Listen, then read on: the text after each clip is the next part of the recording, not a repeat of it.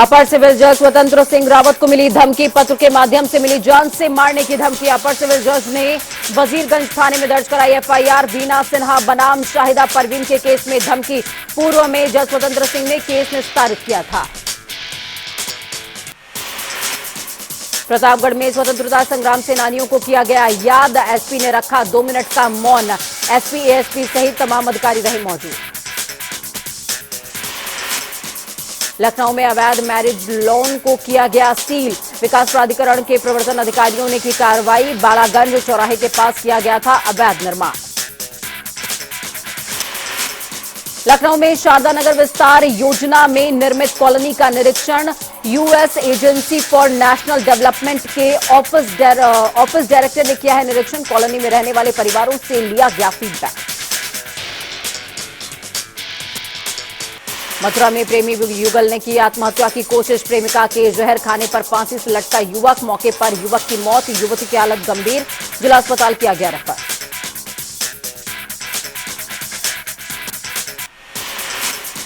आजमगढ़ में अंतरजनपदीय गैंग के विरुद्ध पुलिस की कार्रवाई लगातार जारी। मोबाइल टावरों से बैटरी और कीमती सामान चुराने वाले 15 सदस्यों को किया गया गिरफ्तार। 15 लाख से ज्यादा का सामान बरामद। हापुड़ में सिरफिरे आशिक ने दूल्हे के घर के बाहर चिपकाया पोस्टर। लिखा, बारात लेकर मत आना। दूल्हे को दी जान से मारने की धमकी।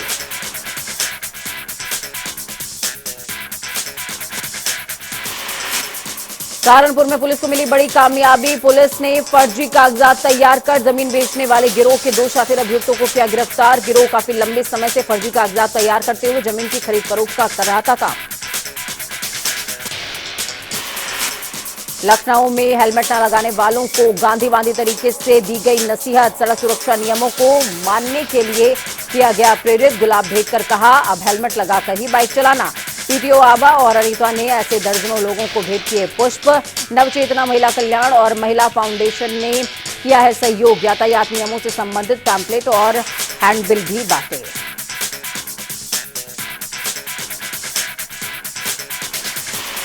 बदायूं के खुमरिया बाजार में शॉर्ट सर्किट से लगी आग। हादसे में 15 से 20 लाख का सामान जलकर हुआ खाक। मौके पर भारी तादाद में पुलिस बल और फायर ब्रिगेड की टीम पहुंची। घंटों मशक्कत के बाद आग पर पाया गया काबू।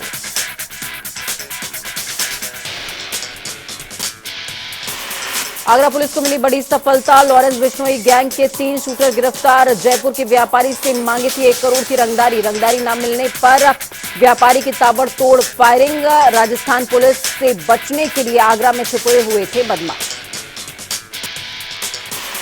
अंबेडकर नगर में बाइक सवार बदमाशों ने युवक को मारी गोली। वारदात को अंजाम देने के बाद बदमाश हुए रफूचक्कर। सूचना पर पहुंची पुलिस ने घायल युवक को स्थानीय अस्पताल में कराया भर्ती। बदमाशों की दबंगई से इलाके में दहशत का माहौल। हरदोई में हर्ष फायरिंग में 2 लोग घायल। शादी समारोह में एक युवक ने की हर्ष फायरिंग। लाइसेंसी रिवॉल्वर से की गई थी फायरिंग। दोनों घायलों को इलाज के लिए भेजा गया जिला अस्पताल। पंचदेवरा थाना क्षेत्र के उबरिया खेड़ा गांव का ये पूरा मामला है। फतेहपुर में बेकाबू बुलेरो ने बाइक सवार को मारी टक्कर। हादसे में बाइक सवार की मौके पर हुई मौत। सूचना पर पहुंची पुलिस ने शव को कब्जे में लेकर पोस्टमार्टम के लिए भेजा। बुलेरो चोर चालक मौके से हुआ रफूचक्कर। इटावा के भरतरा में प्रकट हुआ शिवलिंग। 50 साल बाद नीम के वृक्ष के नीचे प्रकट हुआ शिवलिंग। 1 साल से निरंतर बह रही थी मीठे दूध की धार।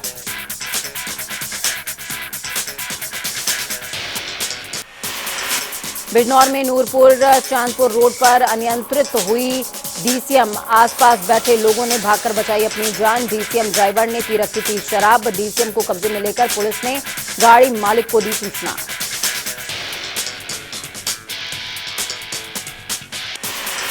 भदोई में सड़क दुर्घटना में छात्रा की मौत। अयोध्यापुरी पकरी के पास ट्रक की चपेट में आई छात्रा। घर से कोचिंग के लिए जा रही थी छात्रा। शव को कब्जे में लेकर पोस्टमार्टम के लिए भेजा गया।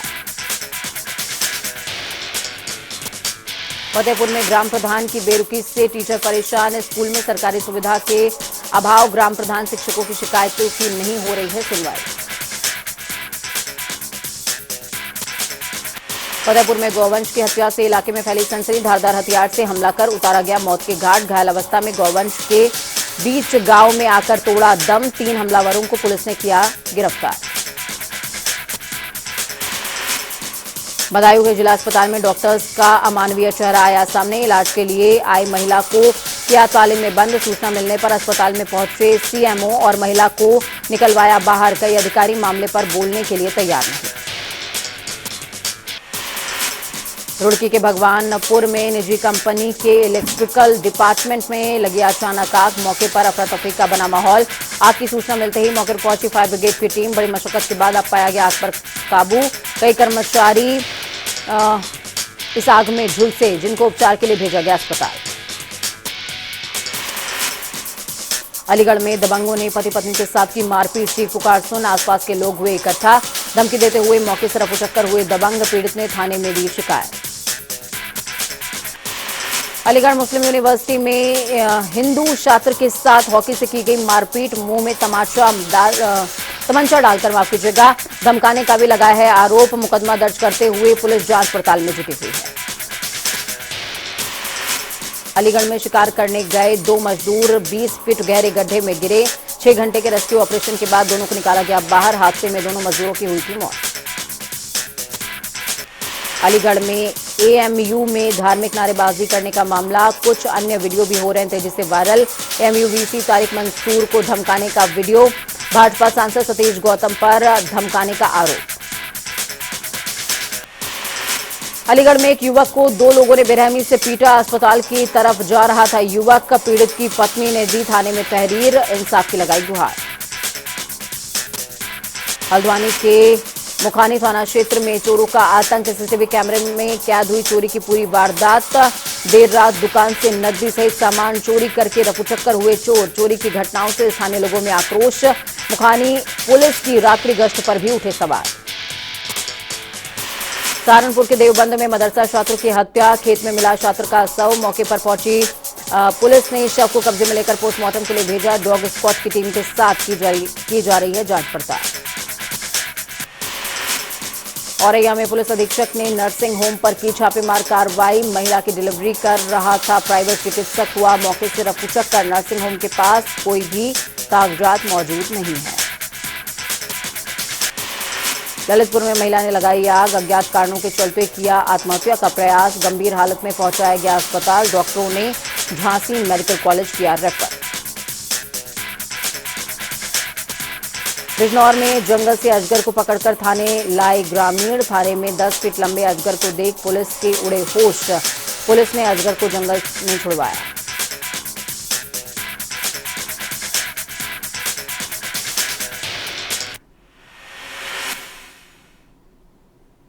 ताबड़तोड़ में खबरों का सफर यहीं तक। बड़ी और अहम जानकारी राजधानी लखनऊ से सामने आ रही है। इस बीच एलजी प्रफुल्ल पटेल और सीएम योगी की मुलाकात हुई है। सीएम आवास पर यह मुलाकात हुई है। प्रफुल्ल पटेल ने मुलाकात करी है दादरा नगर हवेली दमन द्वीप के प्रशासक प्रफुल्ल पटेल।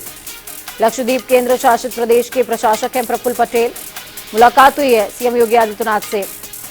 तस्वीरें भी आपको दिखा रहे हैं। ये तस्वीरें बेहद खास हो जाती हैं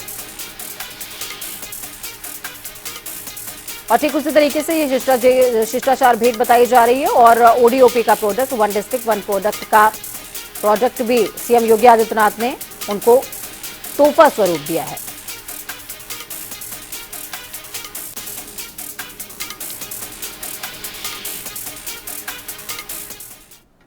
एक और बड़ी और अहम जानकारी आपको दे रहे हैं। राजधानी लखनऊ से सामने आ रही है। सपा नेता स्वामी प्रसाद मौर्य ने ट्वीट किया है, महिला, आदिवासी, दलितों, पिछड़ों के सम्मान की बात की तथाकथित धर्म के ठेकेदारों को मिर्ची क्यों लगी? आखिर ये भी तो हिंदू ही हैं।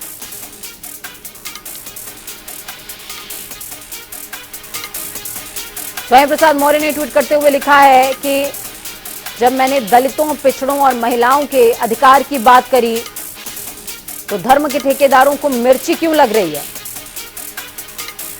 ये भी तो हिंदू हैं। तो ये ट्वीट भी आपको दिखा रहे हैं। स्वामी प्रसाद मौर्य ने ट्वीट किया है, महिला, आदिवासी, दलितों, पिछड़ों के सम्मान की बात को लेकर लगातार अपनी राय स्वामी प्रसाद मौर्य मुखरता से रख रहे हैं और कह रहे हैं कि मुझे कोई फर्क नहीं पड़ता, मैं अपने बयान पर स्थिर रहूंगा। एक और बड़ी और अहम जानकारी आपको दे रहे हैं। 1 फरवरी को स्वामी प्रसाद मौर्य का सम्मान किया जाएगा। एससी, ओबीसी और एसटी संगठन सम्मान करेगा। धर्म ग्रंथों का विरोध करेगा ये संगठन। तो वहीं दूसरी तरफ कल पदयात्रा निकालने वाले हैं एससी, ओबीसी और एसटी संगठन।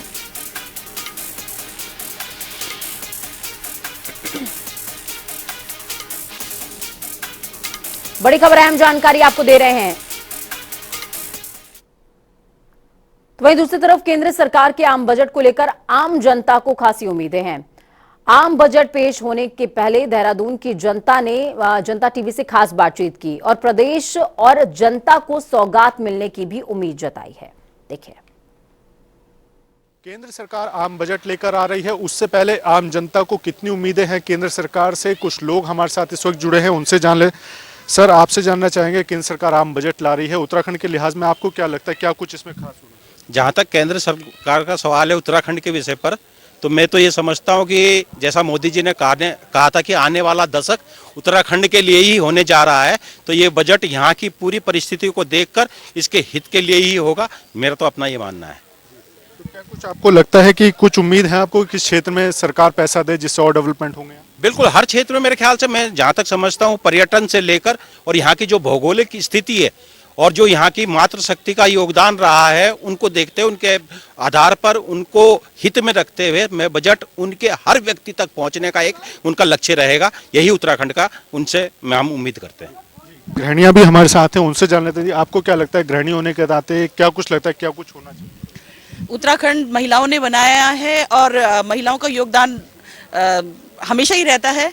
तो मुझे उम्मीद है कि जैसे खाद्य तेल, खाद्य पदार्थ और गैस वगैरह में, इसमें हम लोगों को थोड़ा सा मिलेगा। मुझे उम्मीद है राहत मिलेगी।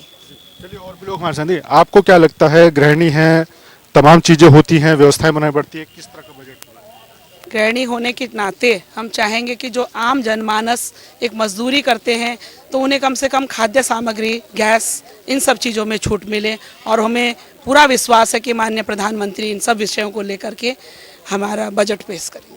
धन्यवाद। आपको क्या लगता है, किचन से लेकर सड़क तक कई चीजें ऐसी होती है जो आम जरूरत की होती हैं, उसमें किस तरह की राहत? जैसा कि बजट मोदी जी ने पेश करने जा रहे हैं, इसी तरह जैसे हमारे प्रदेश में दामी जी ने 30% का आरक्षण महिलाओं को दिया है, तो मैं चाहती हूँ कि महिलाओं को ज़्यादा से ज़्यादा फ़ायदा मिले ताकि महिलाएं अपना स्वरोजगार खुद कर सकें।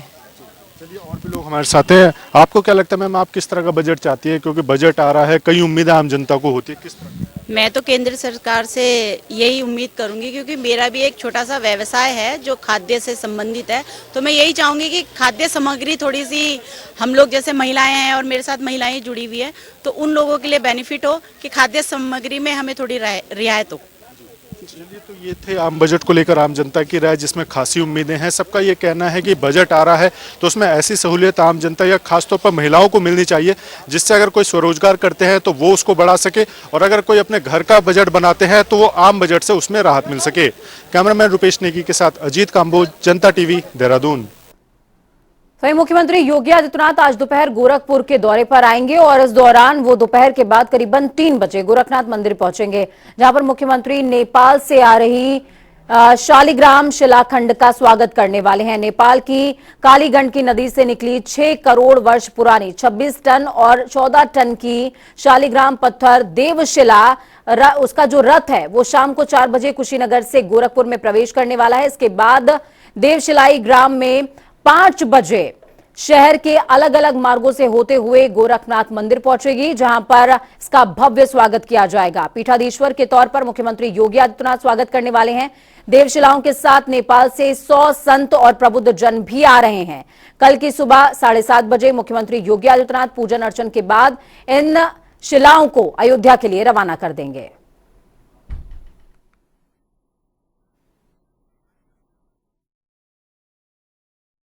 हाँ, ये जो है कल 31 तारीख है, कल शाम को 5 बजे के आसपास रथ में है वो आएगा रात्रि यहाँ हिंदू सेवाश्रम में रहेगा। लगभग 100-125 लोग रथ के साथ में हैं। उनके भोजन जलपान की व्यवस्था आश्रम की ओर से की गई है।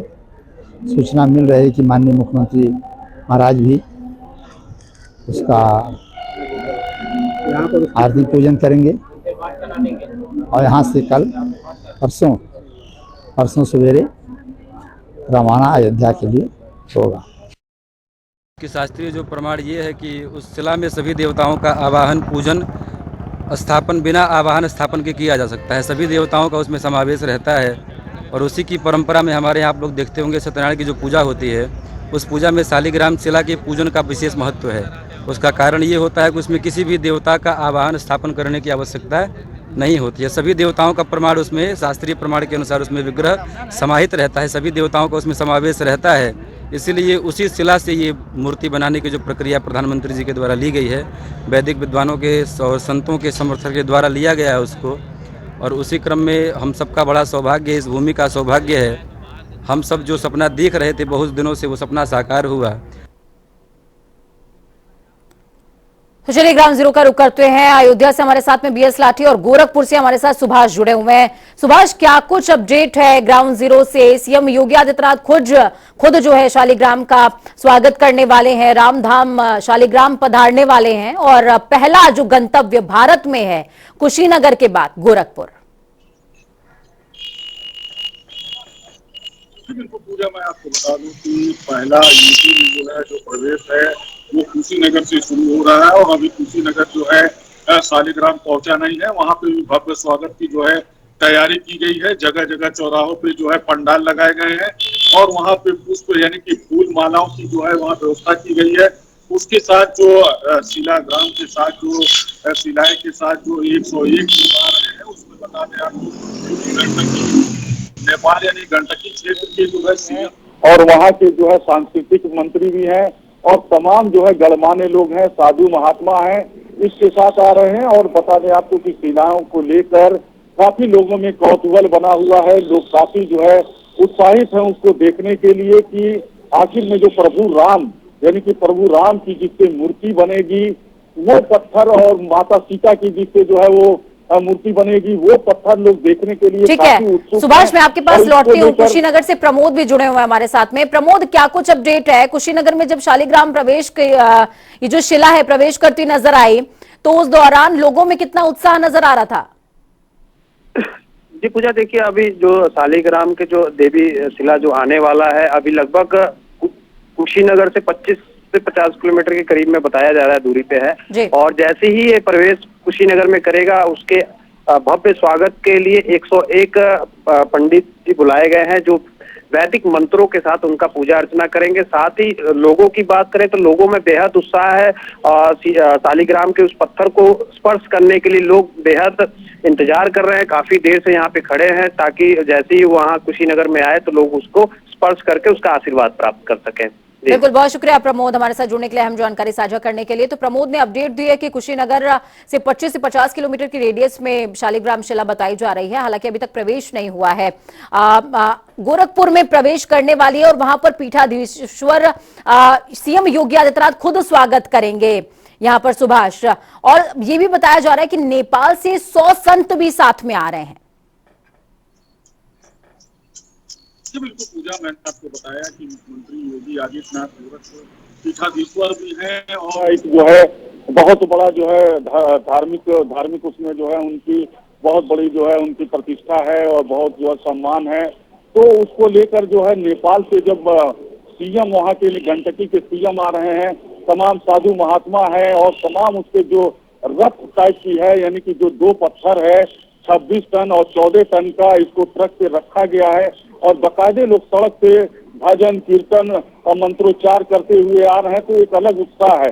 तो मुख्यमंत्री योगी आदित्यनाथ बाकायदे आज जब भी पहुंचेगा, उम्मीद की जाती है कि शाम को 7 या 8 बज जाए गोरखपुर पहुंचते तो मुख्यमंत्री योगी आदित्यनाथ बाकायदे उसका जो है यहाँ के जितने बजरंग दल के कार्यकर्ता हैं, हिंदू महासभा कार्यकर्ता हैं और तमाम जो है यहाँ पे जो साधु महात्मा गोरखनाथ मंदिर में है, सभी काफी उत्साहित हैं। लोग इसका भव्य स्वागत करेंगे और आपको बता दें कि यह 7 या 8 बजे तक गोरखपुर पहुंचने की संभावना है। बिल्कुल, चलिए बहुत शुक्रिया सुभाष हमारे साथ जुड़ने के लिए, अहम जानकारी ग्राम जीरो से साझा करने के लिए। अयोध्या से बीएस लाठी जुड़े हुए हैं। बीएस लाठी, मैं आपसे समझना चाहूंगी, अयोध्या बेहद खास जो है रामलला के क्षेत्र के लिए ही ये पत्थर चला है। नेपाल से, जनकपुर से इस पत्थर ने यात्रा शुरू करी है और उत्तर प्रदेश में प्रवेश कुशीनगर के साथ होगा। सीएम योगी आदित्यनाथ खुद स्वागत करने वाले हैं। अयोध्या में कितना उत्साह है, लोग कितने उत्साहित हैं, क्या कुछ तैयारी है स्वागत के लिए? देखो पूजा, भगवान राम का और सीता जी का जनकपुर और नेपाल, जैसे भारत और नेपाल का जो रिश्ता रहा है वो भगवान के त्रेता युग से चला आ रहा है, और वो आज जो रिश्ता है वो कितना कीमती है आप इसी से अंदाजा लगा सकते हैं कि जो सूबे के मुखिया योगी आदित्यनाथ वो स्वयं को में जा रहे हैं उसके स्वागत और उसके सम्मान में। ये जो शिला है ये भगवान श्री हरि जो चक्र हरि जो भगवान विष्णु जो भगवान राम के अवतार है, ये उनकी जो नदी से है जो शिलाएं है, या बता रखते तो करोड़ वर्ष पुरानी ये जो शिलाएं हैं वो अपने आप में बहुत ही महत्व है। तमाम जो ऋषि मुनियों और जो गढ़की नदी से ये मिली पत्थर है, ये भगवान राम से जुड़ी हुई चीज है। तो जो अयोध्या के लोग हैं, जैसे अयोध्या में जानकारी हुई या जो ट्रस्ट को जानकारी हुई, जो वहाँ के महान थे जानकी मंदिर जो नेपाल में स्थित है, वहाँ के जो महान थे काटेश्वर दास, उन्होंने एक चिट्ठी लिखी थी वहाँ के प्रधानमंत्री को कि मैं भारत में देना चाहता हूँ जो भगवान राम की नगरी अयोध्या है, जो वहाँ जो राम मंदिर बन रहा है, अब यहाँ से आप अतीत जो भगवान राम का अतीत नेपाल से जुड़ा है या जो भी कहा जाए पूजा, त्रेता युग में जैसे भगवान राम का रिश्ता नेपाल से रहा है और भारत का आज, तो जैसे ही उनको पता चला ये जो सही जगह है भगवान राम की नगरी में, इसको पहुंचाया जाए तो अयोध्या ही में नहीं पूरे देश में खुशी है। जो राम के अनुयायी है, जो राम के भक्त है, जो सनातन धर्म के अनुयायी है, उनको खुशी में चार चांद लग गए। और जो हर आम जन मानस का सपना था कि जो राम मंदिर बन रहा है, और राम मंदिर में ये कहा जाता था, ये बीजेपी बार बार कह रही थी, या चंपत राय हो या ट्रस्ट के लोग हो या साधु संत, जिस स्थल से सजाया जा रहा है जैसे भगवान राम त्रेता में आए, तो त्रेता का आगाज जो भगवान राम से जुड़ी हुई चीजें, तो एक एक चीज ट्रस्ट खोज खोज कर ला रहा है। और उसी की कड़ी में जो गढ़की नदी में 600 करोड़ वर्ष पुरानी जो शिलाएं हैं, दोनों शिलाएं जो सूबे के मुखिया हैं योगी आदित्यनाथ, वो आज गोरखपुर में अपने मंदिर में सारा काम छोड़ करके वो उसकी स्वागत अभिनंदन संतों के साथ और 100 संत नेपाल से चलकर अयोध्या आ रहे हैं। तो ये बड़ी खुशी की बात है और ये भारत और नेपाल का एक मधुर रिश्ता का भी कायम करेगा। और जो पहले त्रेता युग में जिस तरह से चला आ रहा था वो आज रिश्ता देखने को पूजा मिल रहा है। ये पूजा बहुत शुक्रिया बीएस लाठी हमारे साथ जुड़ने के लिए, अहम जानकारी ग्राउंड जीरो से साझा करने के लिए। तो बेहद खास क्षण है ये देश के लिए, क्योंकि राम धाम पधारेंगे शालिग्राम, और शालिग्राम साफ तौर पर सीधे तौर पर श्री हरि विष्णु का अवतार माना जाता है। और कहा जाता है कि अगर आप शालिग्राम की पूजा अर्चना कर रहे हैं तो आपको किसी भी देवता के आवाहन की जरूरत नहीं है, उनको वहां पर आमंत्रित करने की जरूरत नहीं है, वो स्वयं शालिग्राम में मौजूद रहते हैं। और शालिग्राम का स्वागत करने के लिए इस बात से ही महत्व को समझिए, किस तरीके से भारत और नेपाल के संबंध को समझिए कि सीएम योगी आदित्यनाथ जो कि गोरखनाथ मंदिर के पीठाधीश्वर हैं, गोरखपुर में उनकी हनक चलती है। गोरखनाथ मंदिर के पीठाधीश्वर के स्वरूप में स्वयं गोरखपुर में मौजूद होंगे स्वागत करने के लिए। खबरों में आगे बढ़ेंगे। देहरादून में आयोजित एक कार्यक्रम में कैबिनेट मंत्री गणेश जोशी ने राहुल गांधी पर निशाना साधा। बीते रोज श्रीनगर में भारत जोड़ो यात्रा के समापन कार्यक्रम में राहुल गांधी ने बीजेपी के वरिष्ठ नेताओं को लेकर टिप्पणी की थी, जिसके बाद से राहुल गांधी बीजेपी के निशाने पर हैं। तो वहीं कैबिनेट मंत्री गणेश जोशी का कहना है कि गांधी परिवार ने शहादत नहीं दी है, बल्कि इनके साथ हादसा हुआ है वो उतनी ही बात करता है। वक्त यहाँ पर छोटे से ब्रेक का, ब्रेक के उस पार खबरों का सफर लगातार जारी रहेगा। बने रहिए जनता टीवी के साथ, क्योंकि हमें आपकी ताकत। नमस्कार।